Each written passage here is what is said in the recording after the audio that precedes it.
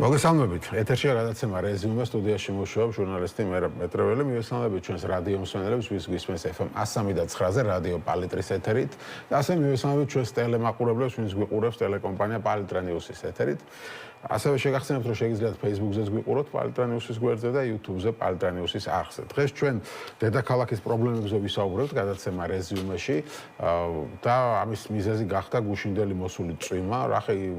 ნახეთ ალბათ არც ისე დიდი ხანი წვიმდა, მაგრამ ეს ასე ვთქვათ წვიმაც კი აღმოჩნდა საკმარის იმისთვის, რომ დატბორილიყო, მე იმედი მაქვს, რომ კადრებს გავუშვებთ ამ წვიმის, დატბორილიყო და ფაქტობრივად დედაქალაქის პარალიზება მოეხდინა რამდენიმე საათით სხვადასხვა უბანში და შესაბამისად კიდევ ერთხელ გაჩნდა კითხვა, როგორ არის ინფრასტრუქტურა ჩვენს ქალაქში მოწყობილი და რამდენად აკმაყოფილებს ის თანამედროვე მოთხოვნებს. დედაქალაქის პრობლემებზე სასაუბროთ მოვიწვიეთ ზურაბ ბაქრაძე, ქალაქმგეგმარებელი, მოგესალმებით ბატონ ზურაბ და ასევე ნიკა ჩერქეზიშვილი, საკრებულოს დეპუტატი, თბილისის საკრებულოს დეპუტატი, ლელო ძლიერი საქართველოს წარმოადგენს ის. მოგესალმებით, მადლობა გადაცემაში მონაწილეობისთვის. ნიკა, თქვენგან დავიწყებთ როგორც თვითმმართველობის წარმომადგენლისგან ამ შემთხვევაში. საერთოდ ამ თემებთან დაკავშირებით არის ეს მხოლოდ რაღაც სანიაღურეების პრობლემა თუ უფრო დიდ პრობლემასაც გვაქვს საქმე და საკრებულოს სტომებზე რამდენად არის ამაზე მსჯელობა და ამის ასე ვთქვათ გამოსწორების გზებზე. მოგესალმებით, დიდი მადლობა მოწვევისთვის. ბუნებრივია, მხოლოდ საგზაო ინფრასტრუქტურის პრობლემებზე არ ვსაუბრობ. ჩვენ აუცილებლად მივად თუ კომპლექსურად განვიხილავთ საკითხს მართვის კრიზისამდე, იმიტომ რომ ეს პრობლემა დიდი ხნის განმავლობაში არსებობს, მრავალმხრივი პრობლემა არის და მთავარი ამოსავალი წერტილი არის ის, რომ ოდესაც დედაქალაქის მერი აცხადებს კახა კალაძე, რომ ის მხოლოდ საკუთარ თავზეა პასუხისმგებელი, ამით პრინციპში გაცხადებულია ის პოლიტიკა, რომელიც აქვს თბილისის მერიას და ქართულ ოცნებას თბილისში. რაც შეეხება საგზაო ინფრასტრუქტურას, მე რო ვეუბნები ხოლმე მოქალაქეებს, როცა მაქვს მასთან კომუნიკაცია, ჩემთან შემოსული წერილების დაახლოებით 80% ეხება საგზაო ინფრასტრუქტურის მოუწესრიგებლობას, საცობებს, დაზიანებულ გზებს, გაუვალ ტროტუარებს და ასე შემდეგ. და როცა ვეუბნები ამ ადამიანებს, რომ ყოველდღიურად ამას მინდა მიაქციოთ ყურადღება, ყოველდღიურად 9 მილიონი ლარი იხარჯება თბილისში საგზაო ინფრასტრუქტურის მოსაწესრიგებლად, არ ჯერათ. ვერ წარმოუდგენიათ, რომ 9 მილიონი ლარი შეიძლება ყოველდღიურად იხარჯებოდეს გზების მოწესრიგებაზე, მათ შორის სანიაღურე სისტემების მოწესრიგებაზე და ყოველი წვიმა მსგავს შედეგებს დებდეს თბილისში და აქამდე იყო ხოლმე, რომ მარტო შეიძლება დატბორილიყო დიდი დიღომს ქონდა ეს პრობლემა განსაკუთრებულად, მაგრამ გუშინ ვნახეთ, რომ გდანი დაიტბორა, ვარკეთილი დაიტბორა და უკვე თელ თბილისს მოიცავს. ამის მიზეზი არის ის, რომ თბილისი შენდება და განვითარებას ეძახიან ამას მხოლოდ მარტო კორპუსების აშენებას და ამას აღარ მიყვება სხვა ინფრასტრუქტურა, რომელიც საჭიროა, რომ ამდენ კორპუსს მოემსახუროს.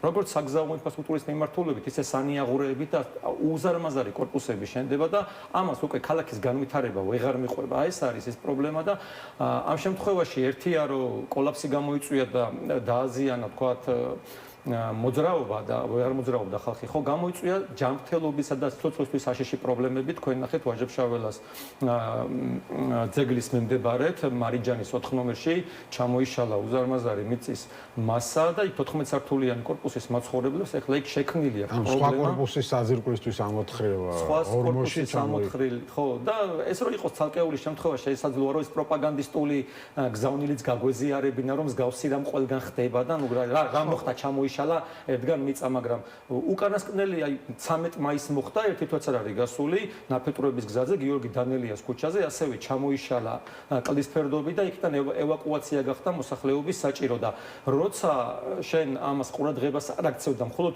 პოსტფაქტუმ უსაფრთხოების პოლიტიკას ატარებ, ამ შემთხვევაში ეს დამატებით ბიუჯეტს კიდევ დამატებით ხარჯად უჯდება, იმიტომ რომ თქვენ წარმოიდგინეთ, ახლა ვიღაცის დაუდევრობის, უპასუხისმგებლობის გამო შესაძლოა რომ დაიდოს სამხარაულის ექსპერტიზის მხრიდან დასკვნა, რომ ეს კორპუსი გამოსასახლებელი შეიძლება გახდეს, ხო? აქ რამდენი ოჯახი ცხოვრობს, ეს რამხელა ხარჯია თბილისისთვის, ხო? თბილისის მაცხოვრებლებისთვის ბუნებრივია, ეს კალაძის ფული არ არის და თბილისის მერის ფული არ არის. ეს არის თბილისის მაცხოვრებლების ფული, გადასახადების გადამხდელების ფული და ამ შემთხვევაში, როცა სხვისი დაუდევრობის გამო ჩვენ გვიწევს მოსახლეობის გამოყვანა კორპუსებიდან და არის მე 8 წლის განმავლობაში, 10 წლის განმავლობაში უფრო მეტიც ქირას უხდიან ამ და ამაზე პასუხს არავინ არ აგებს. ბუნებრივია, აქ მე პოლიტიკურ პასუხისმგებლობაზე ვსაუბრობ, თორე იმ კომპანიას ეხლა დააჯარიმებენ, ბუნებრივია 30000 ლარია თუ არ ვცდები ჯარიმა, მაგრამ რამდენი იქნება ის თანხა რაც ბიუჯეტიდან უნდა გადაუხადოთ ამ ადამიანებს, ვინცაც იქიდან გამოვიყვანთ, ეს ხო გაცილებით მეტი რაოდენობაა და საბოლოო ჯამში ჩვენ მივდივართ იქამდე, რომ არ არსებობს უსაფრთხოების სისტემური პოლიტიკა, არ არის პასუხისმგებელი დედაქალაქის მერი და შესაბამისად ეს ქვესაუწყებო ორგანოებზეც გადადის, ასევე ამ პასუხისმგებლობას ვერ გზნობენ. ამიტომ ეს კომპლექსური საკითხია მართვის კრიზისთან მივდივართ, ეხლა ამ შემთხვევაში მიწისფერდობი ჩამოიშალა, მაგრამ უკანასკნელ პერიოდს თუ გადავხედავთ, ხო, ტროტუარზე დაიღუპა ადამიანი, რომელიც თავისთვის მიდიოდა ტროტუარზე და გასაგებია, რომ ამ შემთხვევაშიც იმ ადამიანს დაბრალდება, ვინც დაეჯახა, მაგრამ რა უნდა ტროტუარს მანქანაზე, თან ერთი მანქანა არ იდგა. მარტო ეს ერთი მანქანა რო ყოფილიყო, გადარჩებოდა ალბათ ეს ადამიანი. თუმცა ის სხვა მანქანაც იყო. აგერ ლოტკინის სკვერში საქანელა გადმოვარდა და 14 წლის ამ პრობლემაზე ვისაუბრებთ. ამასაც ვსაუბრობ, იცი რომ ეს არის კომპლექსური საკითხი, სისტემური საკითხი, თქვენ რადგან მკითხეთ რომ მხოლოდ ამაზე აქვს, აქ მართვის კრიზისთან მივდივართ უკვე, მრავალმხრივი პრობლემებია თბილისში და ამას თუ არ მიექცა დროულად ყურადღება საზოგადოებამ ამაზე თუ არ ამოიღო ხმა, ბუნებრივია რომ ამ სპირალიდან ჩვენ ძალიან გაგვიჭირდება გამოსვლა. ბატონ ზურაბ, თქვენ რას ფიქრობთ?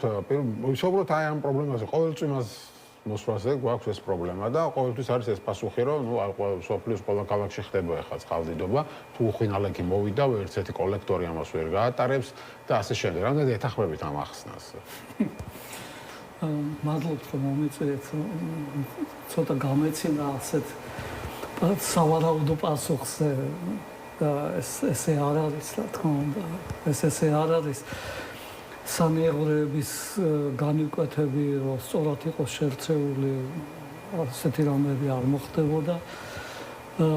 რაც შეიძლება წვრილმანაც წარმოიდგინოს ადამიანმა, მაგრამ აი ამით ზარალდება ადამიანი, მოქალაქე, მაგრამ ამ ყველაფრის თავი და თავი, აი თქვენც ახსენეთ ესა, არის ის მოუწესრიგებლობა, რომელიც საერთოდ ახასიათებს ახლა მმართველობას საქართველოში და კიდევ უფრო მაღლა შეიძლება წასვლა და თქვა იმისი, რომ ადგილობრივი მმართველობის კრიზისი, საერთოდ კრიზისი მთელ ქვეყანაში და მათ შორის საქართველოშიც არის ამაზე პასუხისმგებელი.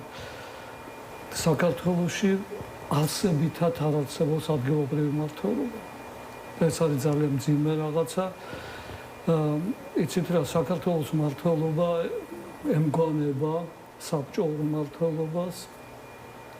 ემგვანება აი ახლა პოსტსაბჭოური მმართველობაა, ვთქვათ, აზერბაიჯანშიც, ან რუსეთშიც, მაგრამ ცენტრალიზმია იქ არა. ეს ცენტრალიზმი არის შხამი საზოგადოებისთვის.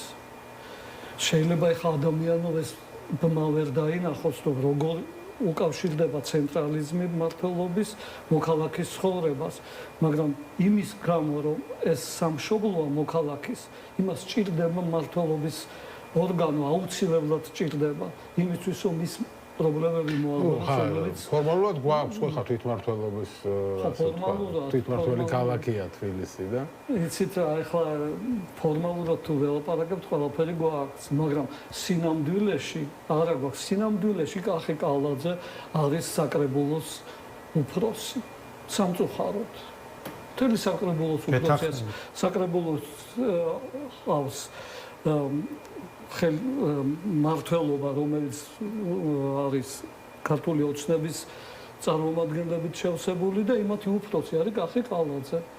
და კახი კალაძე იმავდროულად არის ქართული ოცნების ერთ-ერთი გენერალური პარტიული თანამდებობა, ესე იგი ცენტრალური ხელისუფლების წარმომადგენელია და ატარებს ცენტრალური ხელისუფლების პოლიტიკას, არავითარი დამოუკიდებლობა თბილისს არ აქვს, როგორც ადგილობრივ ხელისუფლებას.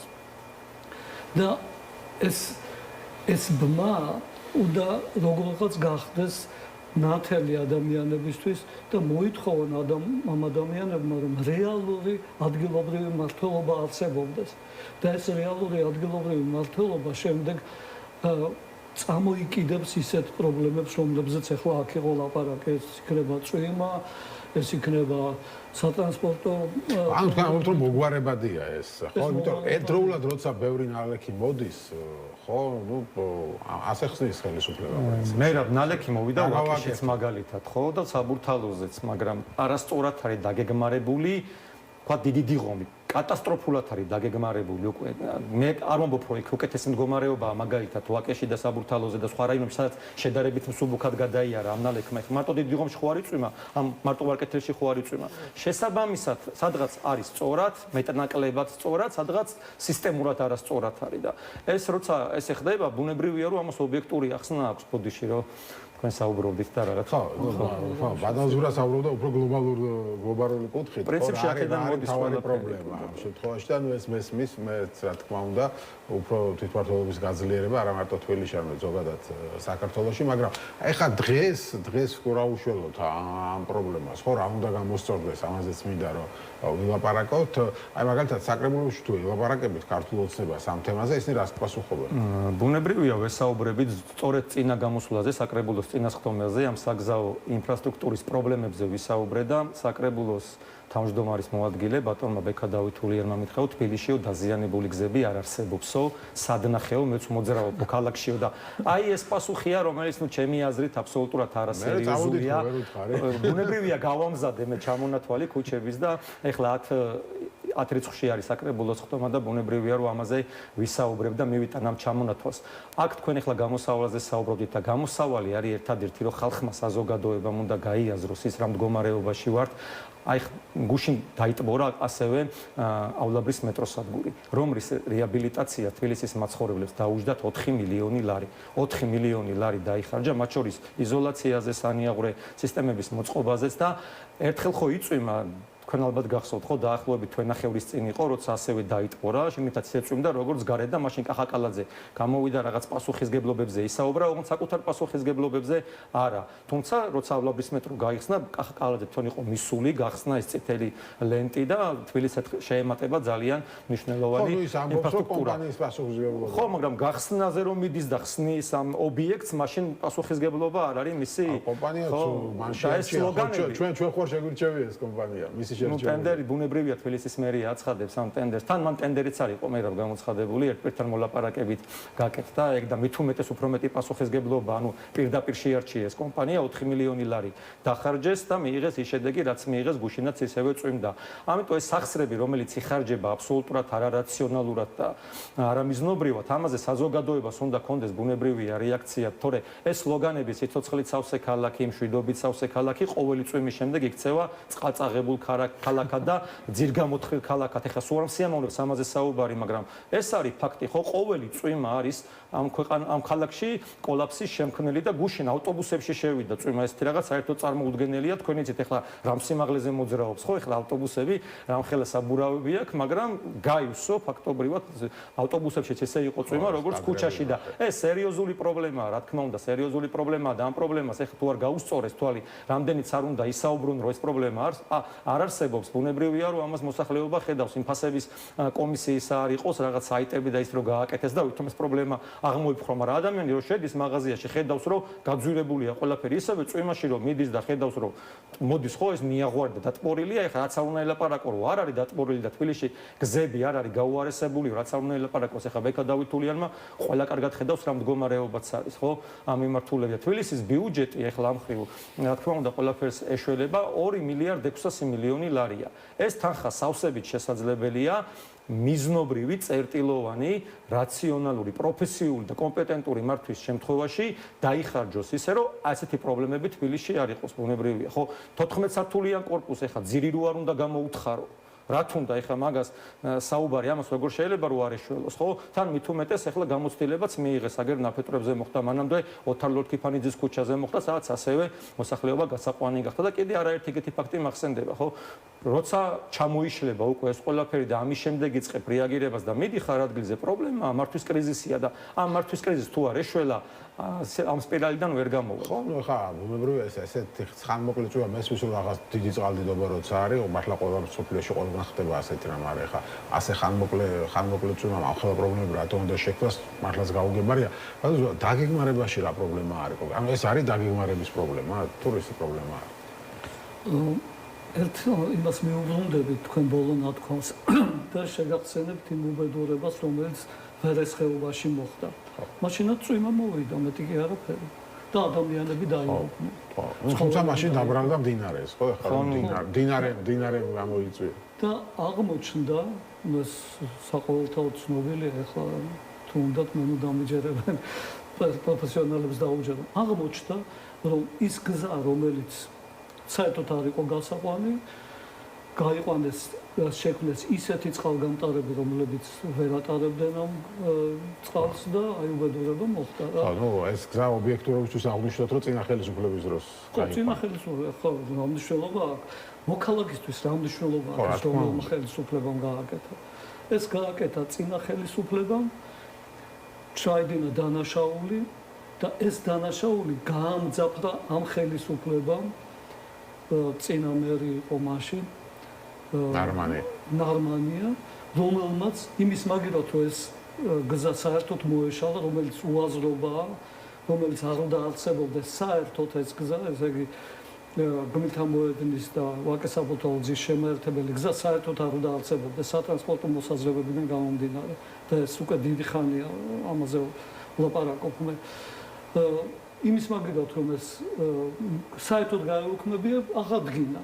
და ეხლა ისევ იგივე პრობლემის წინაშე ვდგავართ. ესე იგი, ეხლა ეს მაგალითი იმიტომ მოვიყვანე, რომ ანუ ვერ ისწავლეს სტიქიიდანაც ვერ ისწავლეს სტიქიიდან. ვერ ისწავლეს და ესეთი რაღაცები ყოველთვის მოხდება. და მე ვიტყვია, რომ აი რა ვქნათ, ეხლა წვიმა ყველგან მოდის, მაგრამ შენ გააკეთე ყველაფერი იმისთვის, რომ ამ წვიმას რამდენადმე მაინც მომზადებული დაუხედებელი ყავ.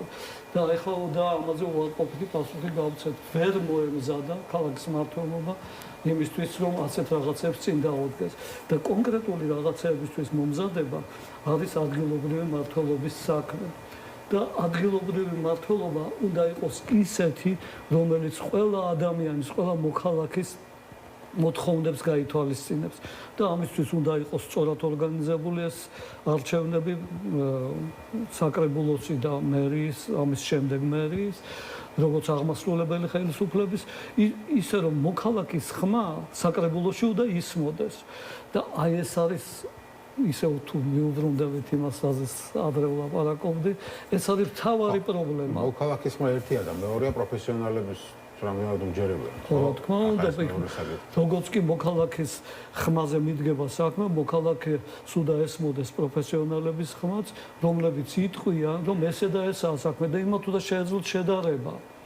იმან ეს თქვა, ამან ის თქვა და ბოლოს და ბოლოს ესე მოქმედებს ადგილობრივი მმართველობა, დემოკრატიული მმართველობა თუ გვინდა რომ ასეთი ხო, აქ ისაუბრა ხო ჩვენმა სტუმარმა ბატონმა ნიკამ იმის შესახებ, რომ კალაძეს პასუხი აქვს ხოლმე, რომ იცი რა, მე ვერ ვაგებ პასუხს რომელიღაცა კომპანიის რაღაც გაკეთებულზე, მე ჩემს გამოხედარზე ვაგებ პასუხს.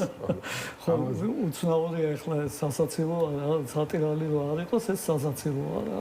იმისთვის არსებობს ქალაქის მმართველობა, რომ მოქალაქეებს კონდეთ იმედი, რომ ქალაქის მერი მათ ხმას ითვალისწინებს და შესაბამისად ადეკვატურად იქცევა. თუ ის ამას არ აკეთებს, მაშინ უნდა წავიდეს და მეორე მოვიდეს, რომელიც უფრო მეტად დააკმაყოფილებს ამ მოქალაქეების მოთხოვნებს. კი ბატონო, ნიკა, თქვენ ისაუბრეთ ხო სხვა თემებზე ეს იყო ეს ბოლოს რაც მოხდა ხო საქანელა, რომელიც ბავშვს დაეცა და ანუ ესეთი პრობლემების და ამაზეც მე სწორედ მაგ დროს თქვა ხო, მე თუ წინა ესეთ შემთხვევაზე რომ ნუ არ არის თქვათ მისი დანაშაული და ის საკუთარ თავზე აგებს პასუხს. და მაინტერესებს საკრებულოში, როდესაც ამაზე საუბრობთ, იქ არის საუბარი იმის შესახებ, რომ აი ტენდერი როგორ ჩატარდა, რატომ მოიღო ამ კომპანიამ, ან ასეთი კომპანიები მე რატო იგებენ, ხო, ეგ კორუფციის თემა ხო ცალკეა კიდე. არ ვიცი, აკრძალული აქვს. მე ხლა შორს ვარ იმ აზრისგან, რომ იქ ადამიანების ნაწილი, არ ვიტყვი ხა შესაძლოა რომ უმრავლესობა, მაგრამ იქ ადამიანების ნაწილი ბუნებრივია, იაზრებს რეალურად რა მდგომარეობაც არის თბილისში, მაგრამ ამ ადამიანებს აკრძალული აქვს საერთოდ ხმის ამოღება, ეს ჩემი შეიძლება ვიღაცა სუბიექტურ მოსაზრება ჩათვალოს, მაგრამ მე ესე ვთვლი, ბატონმა ისაუბრა აგერ ძალიან სწორად პოლიტიკური მიმართულებით, რომ არანაირი თავისუფლება თბილისის საკრებულოს არ აქვს. ეს სრულად არის დამოკიდებული კახა კალაძის პოლიტიკაზე, რომელსაც ასევე არ აქვს თავისუფლება და ისიც დამოკიდებულია ძალიან ბევრ რამეზე, ხო და ამ ხრივ როცა სანოტარო ბიუროდ არის, რაღაც რეგისტრაციის ოთახად არის ქცეული უმნიშვნელოვანესი ინსტიტუცია, რომელიც რეალურად უნდა მართავდეს თბილისს და პასუხისგებლობას უნდა იღებდეს. ამ შემთხვევაში როცა ეს მდგომარეობა შესაბამისად ამას მოყვება ის ყველაფერი რა მდგომარეობაშიც დღეს არის თბილისი. იქ არის ხოლმე მცდელობები გარკვეული მაჟორიტარების მხრიდან რომ საკუთარი უბნის პრობლემატიკაზე ისაუბრონ რაღაც, მაგრამ ეგრევე შეიმჩნევა რომ უყურებენ რომ რა შურები, აბა რას ლაპარაკობ, იმიტომ რომ ადამიანებს აქვთ ეს მოთხოვნილება, გასაგებია რომ ქართული ოცნების ხელისუფლებას წარმოადგენენ, მაგრამ ნამდვილად არის საკრებულოში რამდენიმე ესეთი ოპოზიციონერი სამართლიანობისთვის უნდა დეპუტატი ქართული ოცნების უკაცრავად, რომელსაც აქვს ხოლმე ეს მცდელობები რომ რაღაც პრობლემატიკაზე ილაპარაკოს, მაგრამ ყისვე იკეტება. პრობლემების აღიარება არ ხდება. ჯერ პირველ რიგში არ ხდება, ჩვენ ხო არ ვსაუბრობთ აქ სამართლებრივ პასუხისგებლობაზე, ჩვენ ვსაუბრობთ პოლიტიკურ პასუხისგებლობაზე. როგორ შეიძლება დედაქალაქის მერი ამაზე საუბრობდეს? და თქვენ ლოტკინის სკვერში მომხდარი ამბავი ახსენეთ, ერთობლივად გავრცელდა როგორც ადგილობრივი გამგეობის, ისე თბილისის მერის განცხადებები და ორივე განცხადება იწყებოდა იმით, რომ ჩვენ არაფერ შუაში არ ვართ, ამ შემთხვევაში მოხდა ვანდალური ფაქტი, მოზარდებმა დააზიანეს ეს საქანელად და დაეცა სრულიად უდანაშაულო ბავშვს, რომელიც ამ მოზარდებთან ერთად არ იყო. მაგრამ მე გამოქვეყნდა ვიდეოები, არაერთი ვიდეო, ათობით ვიდეო ამ ვანდალური ფაქტების აღწერის და შეოჯახა შენებულო თუ ერთხელ მოხდა, ორჯერ მოხდა, სამჯერ მოხდა, სანამ მაგას იტყვი რომ აგერ მოზარდები აზიანებენ, ხო?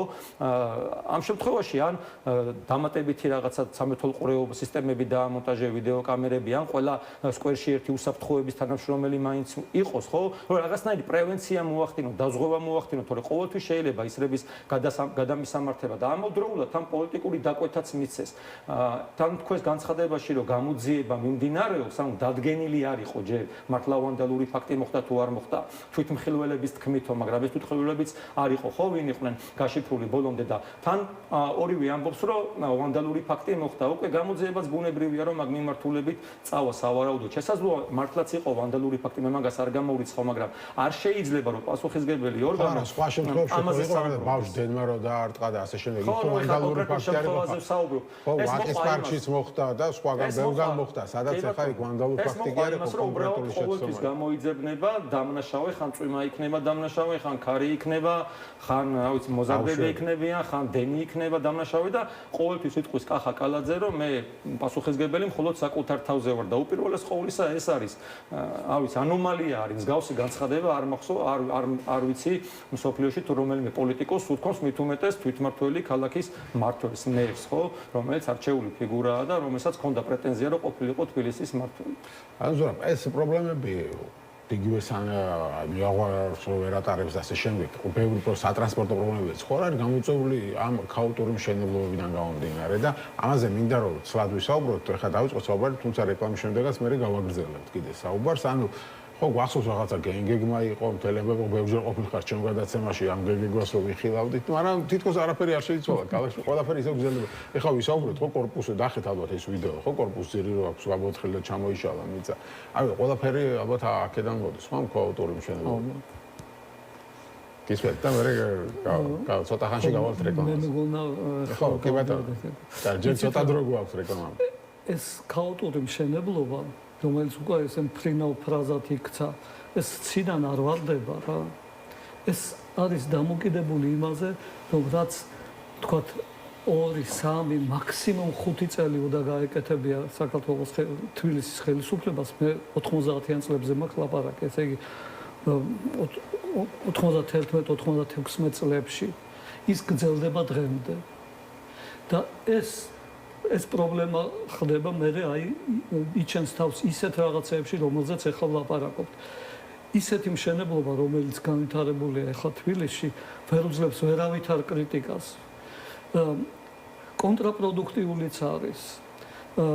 საქართველოს თბილისის მერიამ დაუკვეთა ერთ-ერთ კომპანიას რამბოლს სატრანსპორტო სქემის შექმნა. მაგრამ იმავდროულად გასცემს მშენებლობის ნებართვებს ისეთ ადგილებზე, რომელიც კონტრაპროდუქტიულია ასეთი დოკუმენტის შექმნისთვის და არ არის გასაკვირველი ეს დოკუმენტი ჩაფლავდა. ჩაფლავდა? რა თქმა უნდა, იმიტომ რომ არა ყოველად გადავიხადეთ ფული მაგ დოკუმენტის შექმნაში. რა თქმა უნდა, რამე იგრძენით, ვინმე მაინც იგრძნო რამე ამ სატრანსპორტო სქემის სამუშაოებიდან. რადგან მშენებლობის უფლებები გაიცემა ყველგან, სადაც არა და თითქოს თავიდან სწორი მიმართულებით წავიდნენ ხო ეს ბასლაინებს აკეთებენ ასე შემდეგ ასე ავტობუსები შემოიყვანეს, მაგრამ ნუ მაინც რა თქმა უნდა, ახლა ადამიანი კორპუსების რიტმს ვერ აყოლეს. მოწყვეტილი უნდა იყოს რეალობას ადამიანი, რომელიც იტყვის, რომ დღეს სატრანსპორტო სქემა გამართულად მუშაობს თბილისში. რა თქმა უნდა არ მუშაობს. რა თქმა უნდა ადამიანები, მოქალაქეები საათობით ხედან მანქანებში და ელოდებიან დროს, როდესაც გასვლა შესაძლებელი იქნება. და ეს ყველაფერი არის ისეთი კომპლექსური მოვლენა, რომელიც აუცილებლად არის დამოკიდებული ერთ-ერთ ფაქტორზე, ეს არის მშენებლობა.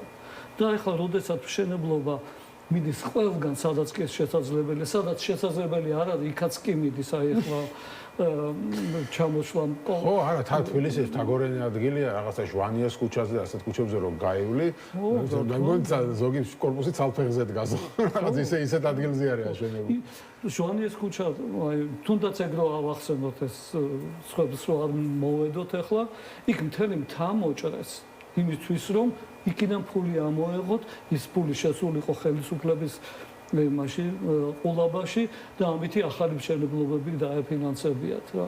ეს როდემდეოდა გაგრძელდეს ესეთი უსწორმასწორობა, ასე ვთქვათ, ერთი მხრივ სატრანსპორტო პოლიტიკის მოგვარებით ცდელობა და მეორე მხრივ ნებისმიერ ადგილას, სადაც კი ეს შეუძლებელიც კი არის მშენებლობის უფლებების გაცემა, ერთმანეთს ეწინააღმდეგება და ამიტომაც სატრანსპორტო პოლიტიკა დღეს ჩაფლავებულ საქმედ შეიძლება ჩაითვალოს. ანუ თავი პრობლემა არის არა პარკინგის ადგილები, როგორც ზოგს გონი, არამედ კორპუსები, ხო?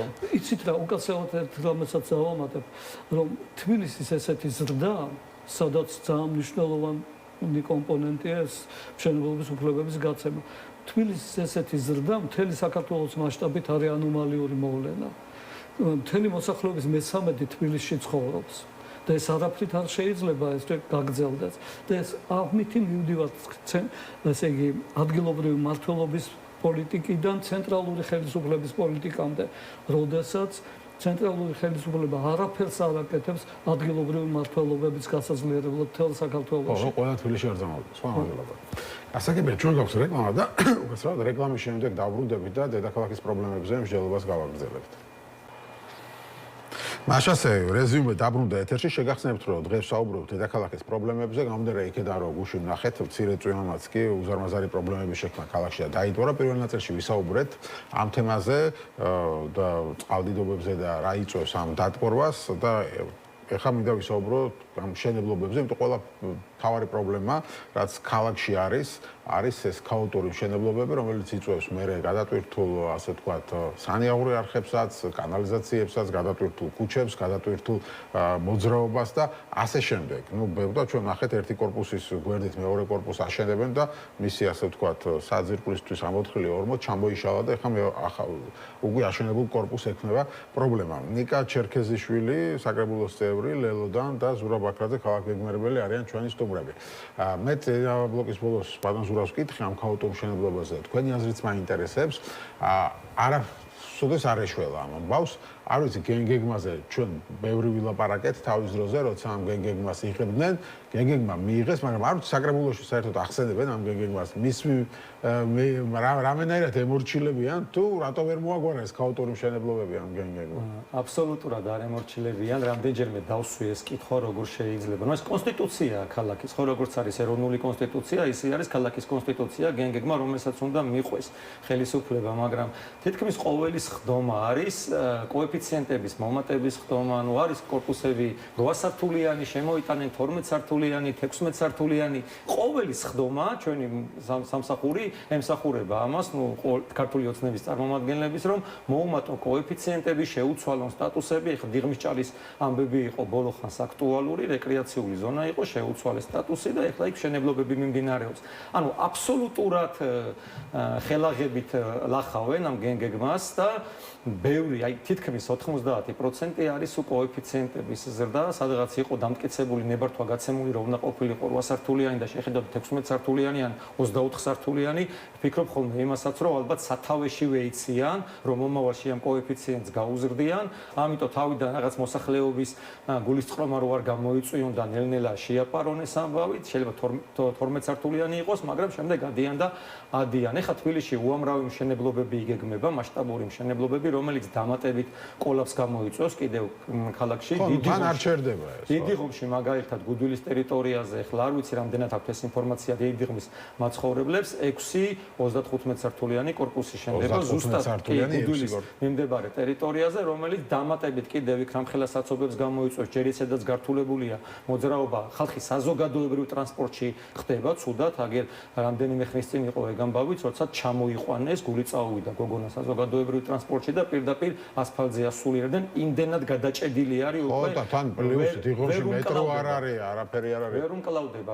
გარდა მაგისა ლაგუნა ვერესთან შენდება უზარმაზარი კომპლექსი, ვაკეში ფიზკულტურის ინსტიტუტთან შენდება უზარმაზარი კიდევ მრავალსართულიანი შენობები და ეს ყველაფერი რას გამოიწვევს თბილისსა და სადამდე მიყვანს ამაზე საუბარი, ნუ შეიძლება ეს სამშენებლო ნებართვები გაიცემა უკვე კარგად ხო ბატონმა, სადაც შეიძლება ხო გაიცემა და სადაც არ შეიძლება, იქაც გაიცემა და ამას ბუნებრივია ვერ უწყობს ხელს. ელემენტარულად სკოლები და ბაღების რაოდენობა ვერ უწყობს. დიდი ხომში სადაც ამხელა მოსახლეობა, ხო, უზარმაზარი ტერიტორიაა, ცალკე ქალაქი მეგაპოლისი გახდა, სულ თუ არ ვცდები 2 თუ 3 საჯარო სკოლა არის, რომელიც აბსოლუტურად ვერ უზრუნველყოფს და რო აშენებ ამდენ კორპუსებს ხო უნდა მიაყოლო იქ საჯარო ბაღი გინდა, სკოლა გინდა. ანუ ამხე ვარავინ არ ფიქრობს. მარტო მთავარი კორპუსები ჩაიდეს. სანიაღური აინტერესებს, ტროტუარებზე აღარ ეტევა უკვე მანქანები, აღარ არის საუბარი. მე აბსოლუტურად მომხრე ვარ იმ სატრანსპორტო პოლიტიკის, რომელიც შესაძლოა რომ განხორციელებულიყო, ქვეითზე ორიენტირებული ყოფილიყო და გადასულიყო ადამიანები, თქვა კერძო მანქანებიდან, მაგრამ ეს ბალანსი არ არის დაცული ქალაქში. მე ხანდახან ხდება ხოლმე საკრებულოში რომ მივდივარ მაგალითად, შეიძლება სადგურის მოედნიდან საკრებულომდე წავიდე ავტობუსით, იმიტომ რომ რაღაცნაირად კომფორტულია, ბასლაინში მიდის და მივდივარ, მაგრამ ნაძალადევში რაც ვცხოვრობ, ვერანაირად ვერ წავალ, იმიტომ რომ ხაზული არ არის ბასლაინები და ეს საზოგადოებრივი ტრანსპორტი ზუსტად ისე დგას საცობში, როგორც დგას კერძო ავტომანქანები და იგივე არის. მაგალითად, იმდროს მეგობარს ვაცილებდი, ერთ რაიონზეა მე საუბარი. მე ხლა არ ვსაუბრობ, ხო, თბილისის ერთი რაიონიდან მეორეში წახვიდე. ნაძალადევის რაიონის ფარგლებში, ნაძალადევისგან თემქაზე რო წავიდეს, 1 საათი იყო საზოგადოებრივი ტრანსპორტის მოლოდინის დრო, ავტობუსი რომ მოვიდეს და 1 საათი ჭირდება შემდეგ რომ მივიდეს საცხოვრებელ სახლამდე. რომელ კომფორტზე არის საუბარი, რატო უნდა გადაჯდეს ადამიანი ესეთ ავტობუსზე, ჯერ 1 საათი რომ ლოდინი ჭირდება და შემდეგ საცხოვრებელ სახლამდე ერთი რაიონის ფარგლებში რომ მივიდეს, კი დამატებით 1 საათი ჭირდება, ხო? კოშმარია, 2 საათი უნდა ადამიანს რომ ერთი რაიონის ფარგლებში გადაადგილდეს და სანამ ეს ბასლაინის სისტემა არ მოწესრიგდება სრულად, მეტრო არ მოწესრიგდება, ხო? ვარკეთილის მეტრო ეხლა აღარ მინდა უკვე ყბადაღებულ თემად ექცა, მე მევიდება უკვე და მე მეუხერხულება ამაზე საუბარი, არ ვიცი 10 წელია ერთი მეტროს სადგურის რეაბილიტაცია მიმდინარეობს. აგერავლაბრის მეტროს რა დაემართა ნახეთ.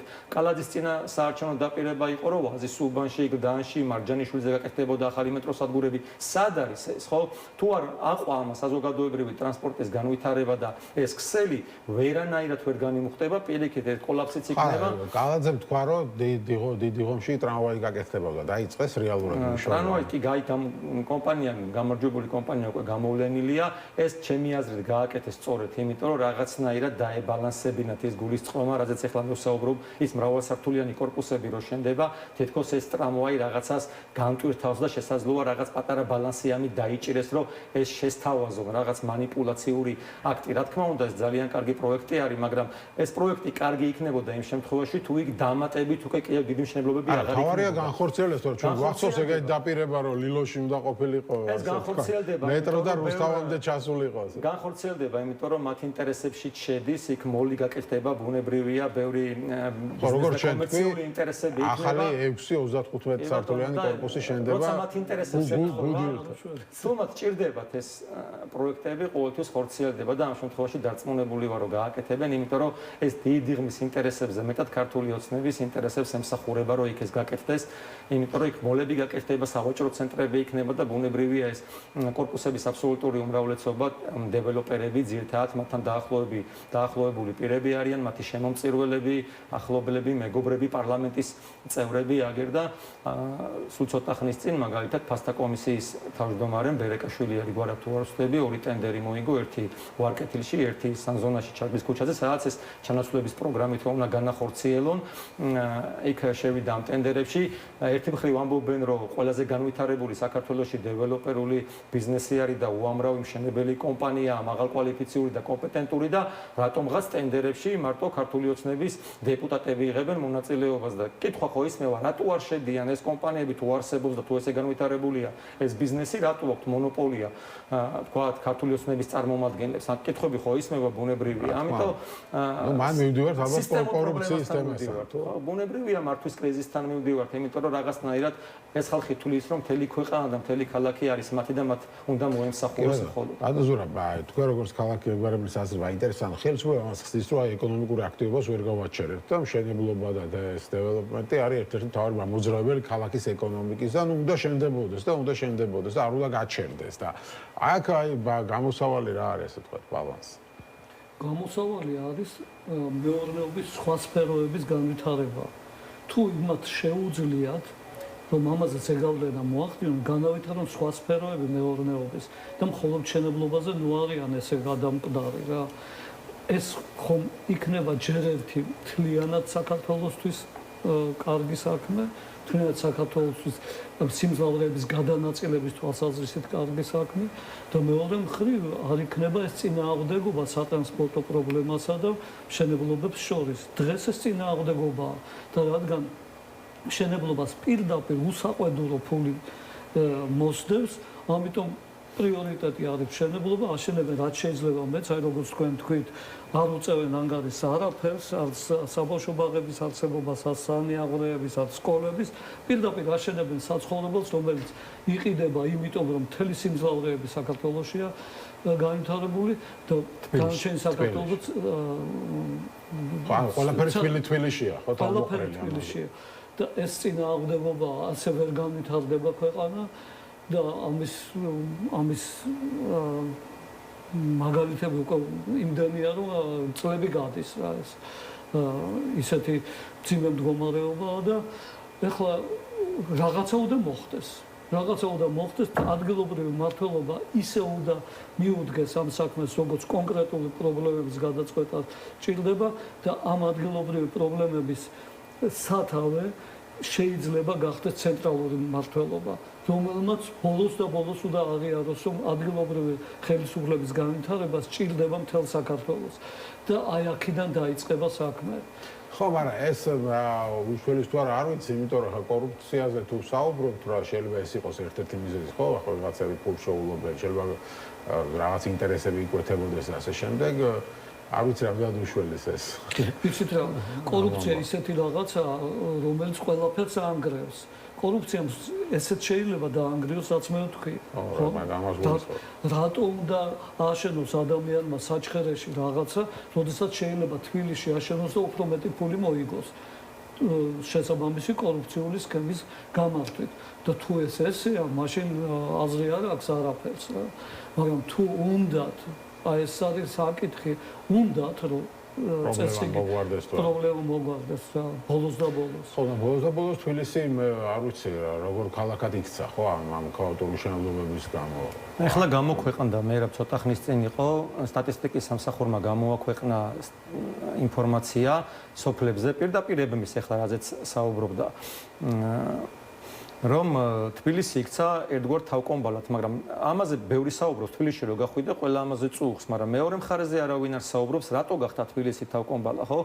იყო სოფლის განვითარების პროგრამა, სადაც მილიარდობით ლარი დაიხარჯა, ყოველგვარი გაზვიადების გარეშე, არ უტრირებ, მართლა მილიარდობით ლარი დაიხარჯა, მაგრამ ამის ფონზე საწავიდა ეს ფული თუ არა კორუფციაში, იმიტომ რომ რეალურად ჩვენ ხედავთ, რომ გლეხის ცხოვრება არ გაუმჯობესებულა, თითქმის მთელი პროდუქტი შემოგვაქვს ირანიდან, თურქეთიდან, რუსეთიდან, უკრაინიდან, ბელარუსიდან და კონკურენციას ვერ უწევს ჩვენი გლეხი ამას. იქ მით უმეტეს არ ვითარდება ეს სკოლები და ბაღები და ამ სტატისტიკაში ეწერა, რომ 200 სოფელი უკვე არის საქართველოში, სადაც არც ერთი ადამიანი, არც ერთი ოჯახი აღარ ცხოვრობს. 40 სოფელი არის, სადაც ერთი ცხოვრობს, 53 სოფელია, სადაც ორი ცხოვრობს და ეს ტენდენცია იზრდება, იმიტომ რომ იქ არ ვითარდება. ურბანიზაციას წინ ვერ აღუდგები. არა, ვერ აღუდგები. ყველა ქვეყანა ასე განვითარდა, უბრალოდ ეს ურბანიზაცია ერთი ქალაქის ხარჯზე არ უნდა ხდებოდეს. ურბანიზაცია ანუ მარტო ესეთი ტემპები მიუღებელია. მარტო თბილისში კი არ უნდა ჩამოდიოდეს ხალხი სოფლებიდან სასწავლებლად, არამედ უნდა ვითარდებოდეს ქუთაისი, ზუგდიდი, ადგილობრივი ქალაქები, თელავი და ასე შემდეგ და ბათუმი არის პრინციპში. თუ ქალაქში უნდა ადამიანს გადასვლა, შეეძლო სხვა ქალაქების არჩევაც, ამაზე არის საუბარი. და პრობლემა ეგ არის, რომ მარტო თბილისი და ბათუმი აიზიდავს ამ ხალხს, ვისაც უნდა ქალაქად გადმოსვლა. დღემდე უკაცრავად გავწყვეტეთ, მაგრამ დღემდე არსებობს საკმაოდ ინტელექტუალურად განათლებულ სფეროში აზრი, რომ ურბანიზაცია ერთადერთი გამოსავალია და ესე არ არის სინამდვილეში. ქვეყანა თავის თავს უნდა გამოყვებავდეს. ეს პრობლემა, რომელიც ახლა თქვენ ახსენეთ, იწყება იქ, სადაც აი ესეთი დოგმატური მიდგომა არსებობს. თორემ თუ ვთქვათ თურქეთში, ირანში ან რუმინეთში არსებობს იმდენი სოფლის მეურნეობის პროდუქტი, რომ ამან შეიძლება ატაროს საქართველოს. თქვენ დაასახელეთ თურქეთი და ირანი, მაგრამ ის ადამიანები, ვინც ამას ემხრობიან, ისინი უფრო განვითარებული ქვეყნების მოყავთ, მაგალითად ჰოლანდია იქნება, თქო, ამერიკის შეერთებული შტატები, სადაც არანაკლები სოფლის მეურნეობის პროდუქტს აწარმოებენ, მაგრამ სოფლად 10-ჯერ ნაკლები ადამიანი ცხოვრობს. ეს ცოტა უცნაური რაღაც არის, იმიტომ რომ მაგალითად ჰოლანდიას როცა მოყავთ მაგალითად, ხო, იქ საქართველოში მოსახლეობის 40% დაახლოებით მაინც სოფლად ცხოვრობს დღეს და ჰოლანდიაში 10% ცხოვრობს სოფლად. მოსახლეობის, მაგრამ საქართველოში 10-ჯერ მეტი სოფლის მეურნეობის პროდუქტი მოყავთ. ანუ ეს მოსახლეობის რაოდენობაზე არ არის. პირიქით ამბობენ ისინი, რომ რაც უფრო ნაკლები ადამიანი ცხოვრობს სოფლად, უფრო მეტია წარმოება, იმიტომ რომ იქ მიწები მსხვილდება. დიდი აღარ არის მიწები ესე დანაწილებული, დაყოფილი, პატარა და დიდ მიწებზე უფრო ბიზნესის განვითარება უფრო შესაძლებელია, მომგებიანი ხდება უფრო და ასე შემდეგ. ანუ ეს მოსაზრება ამას გულისხმობს, რომ ურბანიზაცია პირიქით სოფლის მეურნეობის განვითარებასაც უწყობს ხელს მათ შორის. უბრალოდ აქ თემა ის არის, რომ ყველა დედაქალაქში არ უნდა მოდიოდეს და ანუ ეს განვითარება, რაზეც საუბრობთ, უნდა იყოს ეს გადანაწილებული სხვადასხვა ქალაქებზე. მე რა მაშინ 10 მილიარდი ლარი რატო დავხარჯეთ? ანუ ამ ლოგიკას თუ გავყვებით, მაშინ ბიუჯეტის ფული, მაშინ სხვა მიმართულებით დავხარჯოთ. მართლა ჩვენ სოფლის განვითარებაში ესე ვიცით მოქალაქეებმა ყოველ შემთხვევაში გადამხდელებმა, რომ უზარმაზარი თანხები იხარჯება გლეხების მხარდაჭერისთვის, მაგრამ რეალურად არ ვიცი, კახეთში უკვე ყურძენი აღარ მოდის, ხო, ეს ძალიან ტრაგიკული ამბავია, მაგრამ ატამზე და ბალზე და ვაშლატამას მოყვანაზე გადავიდა, არ ვიცი, ნახევარი კახეთი უკვე, იმიტომ რომ ხალხს უჭირს ფიზიკურად უკვე ვეღარ უმკლავდება ამ გამოწვევებს, აღარ უღირს მაგალითად ცოტა შორს გადავიდით, მაგრამ თბილისის პირდაპირ უკავშირდება. დედაქალაქის პრობლემებიდან გადავედით. იცით რა, ერთი სიტყვა უნდა თქვა ამის საწინააღმდეგოდ, რაც თქვენ. კი ბატონო. არა, ეს ჩემი მოსაზრება არ არის, ეს არის ასე ვთქვათ მოსაზრება იმ ეკონომისტების, ვინც ემხრობიან ამ სწორედ იმას, რომ ურბანიზაცია უნდა განვითარდეს, იმიტომ რომ მაგალითები ამას გვაჩვენებს განვითარებული ქვეყნები. ეს ვიცი. და თუ არ გვინდა ირანს დავემსგავსოთ, თქვა და გვინდა ჰოლანდიას დავემსგავსოთ, ან ამერიკას დავემსგავსოთ, ან საფრანგეთს, ან იტალიას და სხვა. იცით რა დგას ამის უკან? რომ მონსანტო არსებობს ამერიკაში. რომელიც ისეთ პროდუქციას აწარმოებს, რომელიც იმის თესლიდან ახალი მოსავალი ვერ მოდის. იგზის ერთი ადამიანი და 10-ობით ჰექტარს მართავს თავისი ბიუროდან. და აწარმოებს მხოლოდ ისეთ პროდუქციას, რომელიც არის გენმოდიფიცირებული. და ეს გავრცელებულია ევროპაშიც, არა მხოლოდ ამერიკაში.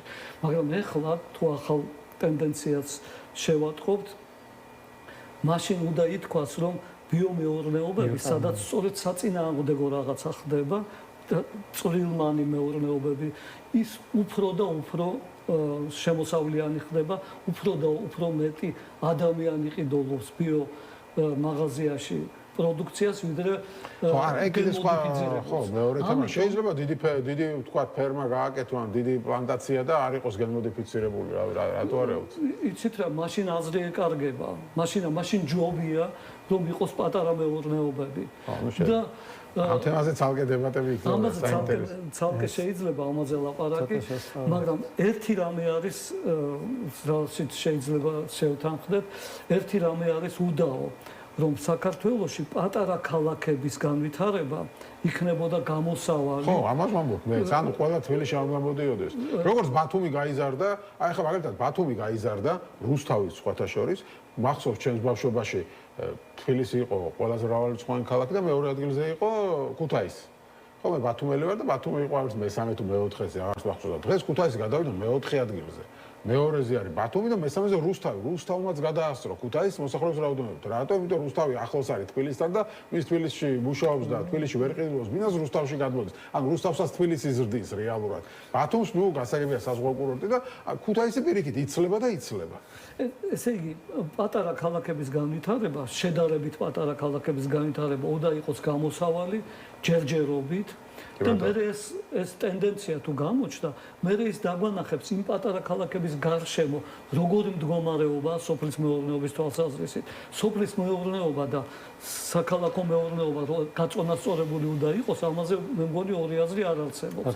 და მაშინ ეს შესაძლებელი გახდება. აი მე გამოჩნდება როგორი სოფლის მეურნეობა უფრო სწორი იმ პატარა ქალაქების გარშემო. კი ბატონო, მადლობა დიდი გადაცემაში მონაწილეობისთვის. ზურაბ ბაქრაძე, ქალაქ გეგმარებელი და ნიკა ჩერქეზიშვილი, თბილისის საკრებულოს წევრი, ლელო ძლიერი საქართველოსდან იყვნენ ჩვენი სტუმრები. მე გევიშთობთ 1 საათი 9:30-ზე დაგიბრუნდებით გადაცემით პოლიტიკური სივრცე.